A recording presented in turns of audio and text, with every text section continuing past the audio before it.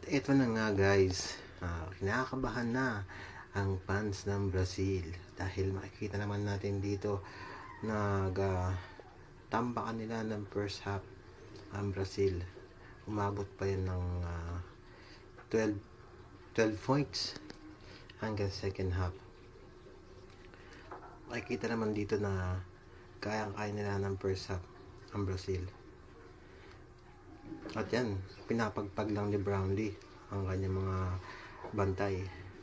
Bang, di ba?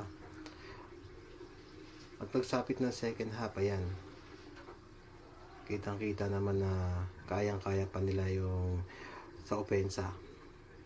Umabot pa yan ng 12 points hanggang second half, pagtapos sa second half. At after second half, doon na nakita ang kalamangan ng Brazil. Nahirapan din si Pahalo dahil wala siyang katulong sa loob, pang ilalim.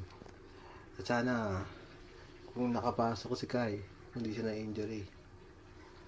Sana hindi ganyan na mangyayari sa laro nila. Maganda sana magiging resulta at di may hirapan sa ilalim. At so yun na nga, kitang-kita na yung kalamangan ng Brazil hanggang sa matapos. Di na nakadikit ang gilas.